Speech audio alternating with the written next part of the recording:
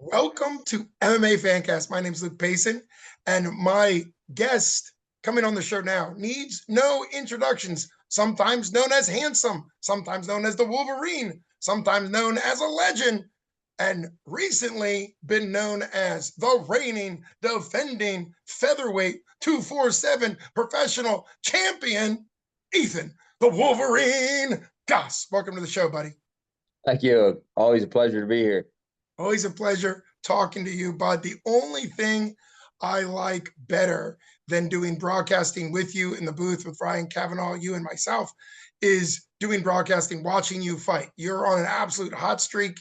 Your MMA career has never looked better. You've defended the 247 strap twice now, won it, defended it twice. You're looking at your third title fight. The main event, of course, for Brawl in the Burgh 18 247 fighting championships at the Meadows. Going to be a sellout standing room crowd only, of course. What are your thoughts on coming back to defend your belt for the third time? And let's just hit the ground running. Oh man, it's great. The atmosphere at the casino is always always a great atmosphere. Um, I was on point last show in April. I don't think I could have got any better, mentally sharper, or anything like that for that night. I was hoping to be able to get picked up for Contender Series this year, but we didn't get the call for that. So, there's no sense in waiting around. You can't just wait for nothing to happen. So we got to go back in and stay busy. And, we ended up drawing Solo Hatley out of Arkansas. You know what I mean? And we're going to put the title on the line one more time in Pittsburgh. Yeah, I know the plan was. I certainly thought it was a great idea to go Contender Series.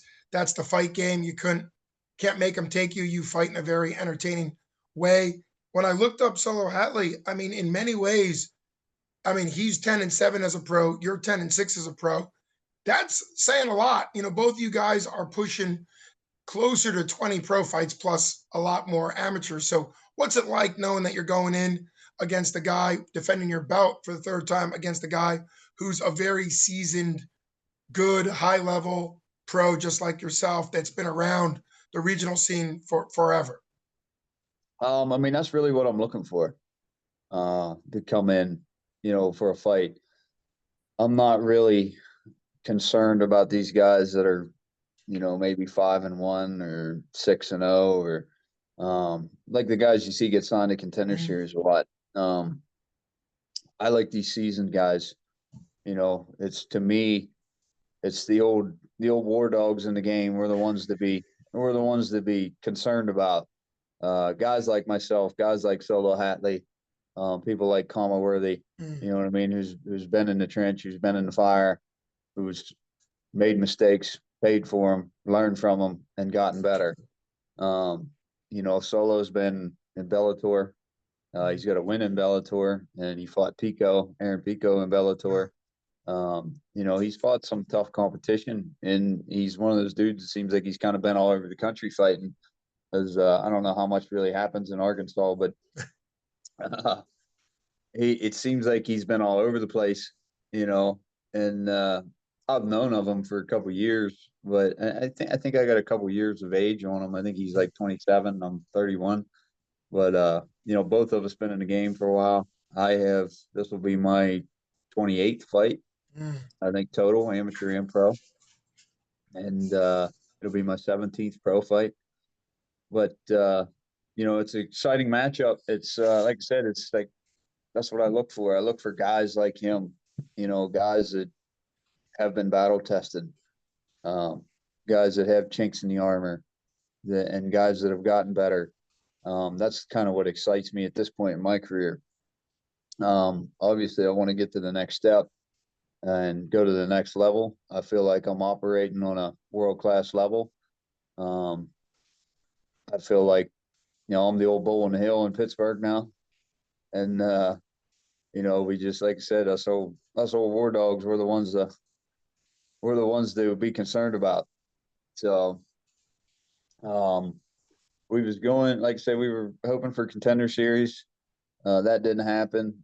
An opportunity kind of opened up with Mike Breeden, I think his name was. He's in the UFC. Atlanta Veneto had to pull out, so I threw my name into that to step in on 10 days notice at 155. But UFC ended up going with Terrence McKinney, somebody who was already signed on a contract with him. So you know what I mean? We just keep the chin up, we keep going. So we got goals to reach, and it's step by step. And this is how you do it. You know, on the regional scene, each fight you go step by step, you keep stepping up. So Yeah, you've really laid out the game plan for, I think of you, comma, a former opponent of yours, John DeJesus, guys that really built their career taking tough fights early, not dodging guys, not trying to keep a perfect, like squeaky clean record, but really getting in there, fighting a lot of guys, fighting off and really building it up. There's it's been a couple fights ago, but I had the privilege of interviewing you after one of your title wins, and 247 put it out there, chopped it down. It was one of the best, like motivational. You were telling the UFC that if they need somebody on 2 weeks' notice, 10 days' notice, 24 hours' notice, look no further than your 247 fighting featherweight champ. It's just, it gives me chills. It was so well done. And it's kind of cool to hear you actually say that you followed through on that. You were trying to get a fight on 10 days' notice. Obviously, Kama the Death Star Worthy did it on, I think, about 10 days notice when he jumped in to the UFC. So clearly that ability to be willing to do that goes a long way. Let's talk a little bit. The outcome, obviously, sport jiu-jitsu is a bit different scoring than MMA. But one of the things Ryan Kavanaugh and I both pointed out, maybe it's because we're both big fans of yours, but I think objectively, you looked like you had put on good size at your weight class. 145, you have to be pretty lean because of your height. What did you feel like in there physically? You put on a great pace. If it was MMA, you were in every dominant position there yeah. was. Obviously, things are scored differently in sports jiu-jitsu. It really wasn't about that. But physique-wise, I always call you handsome and all that stuff anyhow. But what did you think about your physique coming to that fight? Did that seem like you were about 5 pounds or Um, more of lean muscle? What would you say? I think people don't realize how much I cut to make Mm. 145. Uh, I walk around usually between like 73 and 175 pounds. mm, Um, that's not a great 175. I'm usually eating, hamburgers and all that good stuff. But yeah, I had to cut weight to make 165 for that mm, matchup.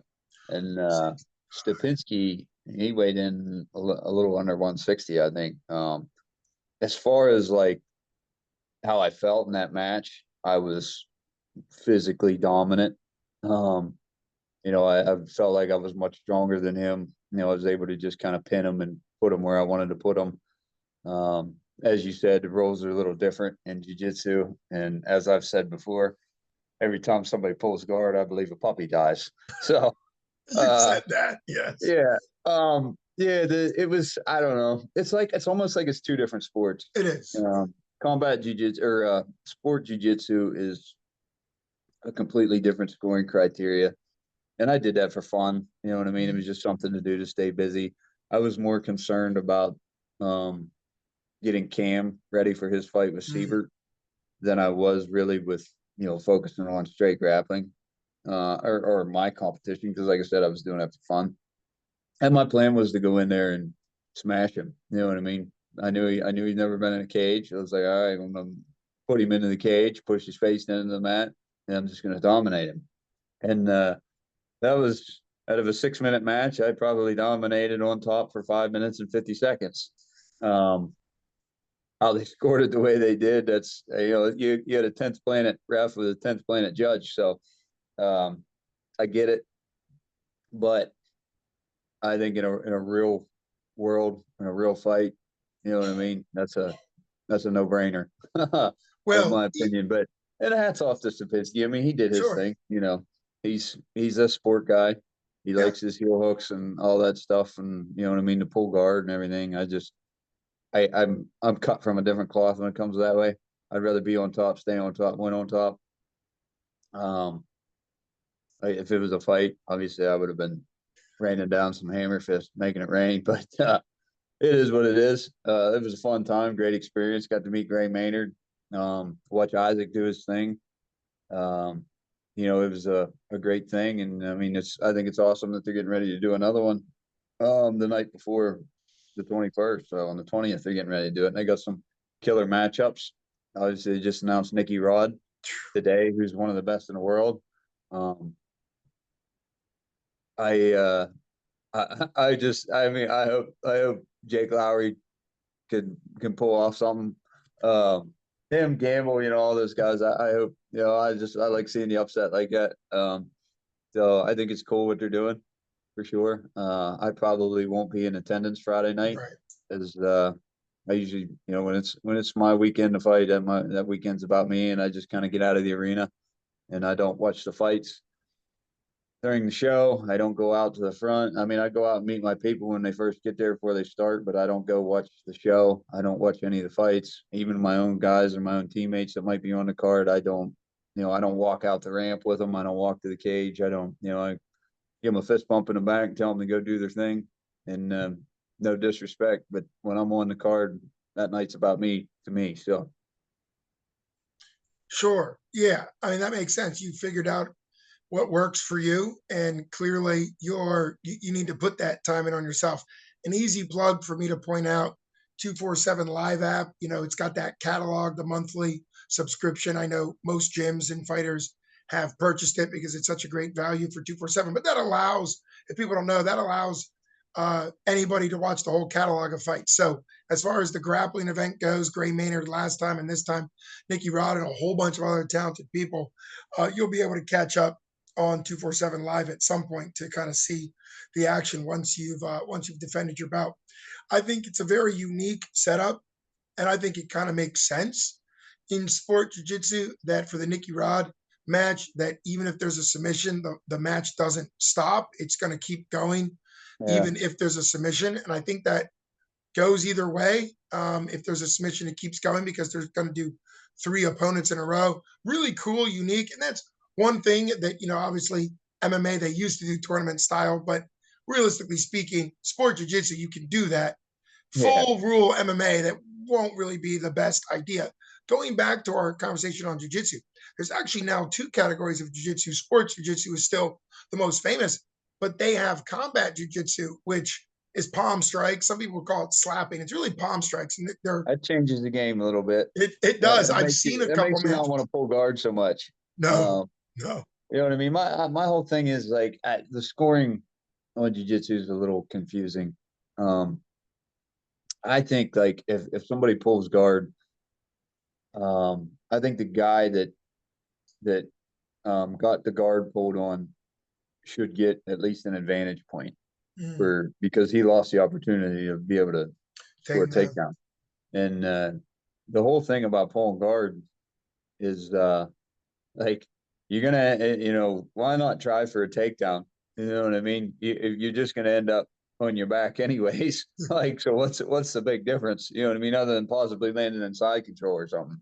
Um, but I don't know. I mean, like in the match with Stepinski, he was like, it almost seemed to me like he was terrified to tie up. Like we no sooner touching, he hit the mat, and it was kind of like, okay, this is how this is gonna go.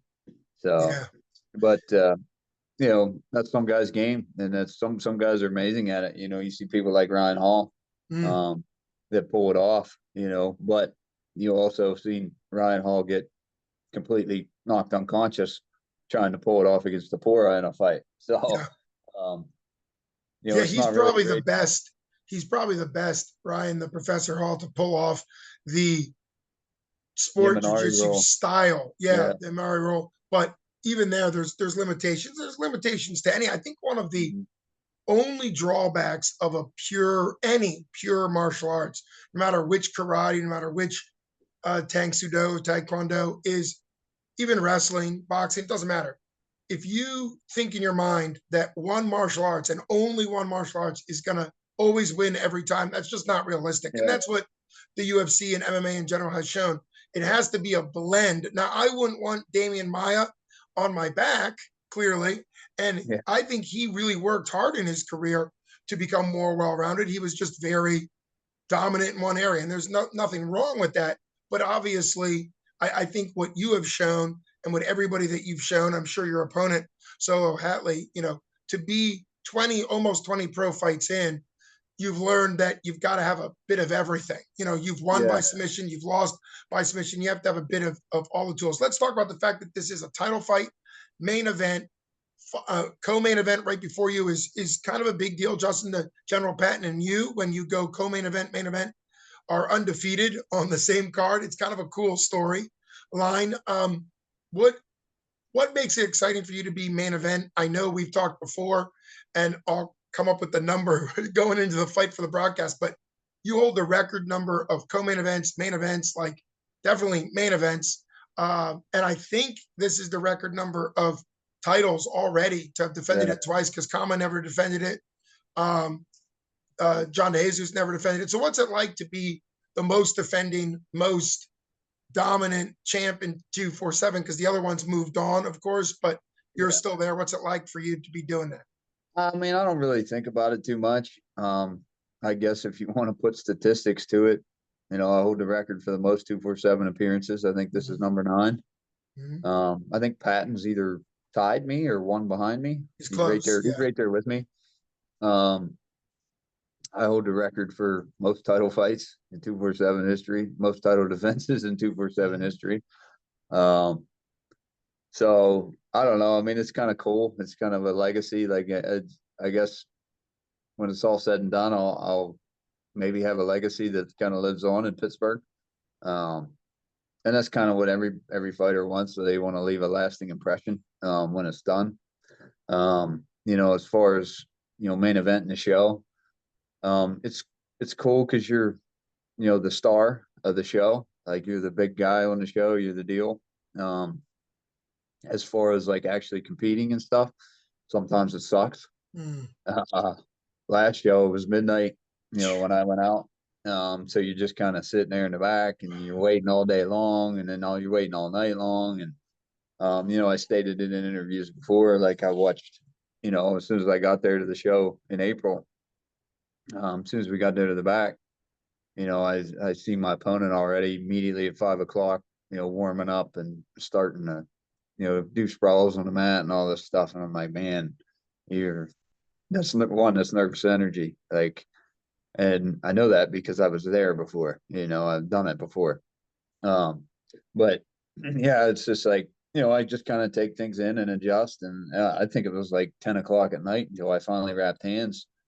And, I went up with Coach Cassidy and I started working the pads, and I could just tell as soon as I started moving on the pads, I was on the money. And, but, that, like I said, that part can be crappy sometimes. I think the worst one I ever did is a main event at a show in Ohio in a snowstorm in the middle of January. And I think it was 1 o'clock when I stepped in the cage to fight. 1 o'clock in the morning. It was a 16 fight card, and that one was rough. And then immediately driving back home, I remember it was daylight by the time I even got home. That's the life of the fighter. We even see that strange time of the day, even at the UFC level. A lot of times we'll do international cards. A lot, sometimes there's quite a bit difference, time zones type stuff. But yeah, you've got to really want to be the fighter. I saw some of that driving. I don't know if I could say meet, but I got to be next to and fist bump Matt the Immortal Brown at the Cincinnati. I wouldn't consider it actually a meeting because he was cornering, but and I know, Matt the Immortal Brown, still active UFC fighter. Soon as his fighter won, they stayed for the rest of the card, which was one more fight, and they drove. Turns out they were driving into the night to get back home. So, that's the life of the fighter. There's a rock star component. Rock stars do that too, but they don't get punched in the face. So, but that's kind of that lifestyle. I tell you, the drive back home or flight back home, if you lose, is way shittier than if you win. And I've made a few of them, man. Throughout my whole career, there's been, I don't know how many times I've went to shows hours away by myself, drove myself to the weigh-ins, got to the weigh-ins, weighed in, went and sat in a hotel, by myself, and you're just kind of bored, and you ain't got nothing to do but sit there and relax and wait. And, You know what I mean? It's just, you can only relax so much in a day on fight day because it just the anticipation of it, um, everything that comes with it. Obviously you're thinking, you're nervous. You got nerves. You're excited. You're confident. Sometimes you're falsely confident. There's just so many different mixed emotions. It's hard to put it in, but yeah, sometimes it sucks, man. There's nothing about this sport that's sugar coated. Whether it's training, I can't even tell you the amount of I probably put, oh man, I probably put 300, 400,000 miles on the road over my career. Yeah. I mean, I pretty much have to travel, 30 to 40 minutes one way every day just to get to a gym. Um, and then you add in the Sundays and going to Mat Factory and stuff like that. Um, every day of the week for, other minus a week or two off here or there for 11 plus years, man, you add them miles up, 60-mile trip one way, you add those miles up. I've put on a lot of miles on traveling and stuff for this, but that's just part of the game. It's part of doing your push-ups for the game. Mm. And when I say doing your push-ups, that just means doing the work. And that's a reason why I am at the point where I'm at in my career, is because I just stayed steady. Win, lose, or draw, I was back on the board. I was back to work, adjusting, fixing, come out, do it again, screw up again, go back, adjust to fix. Mm. That's just the name of the game. And if you want to get anywhere, that's where you got to get to. No, that's what you got to do. It's hard for me to train like twice a day.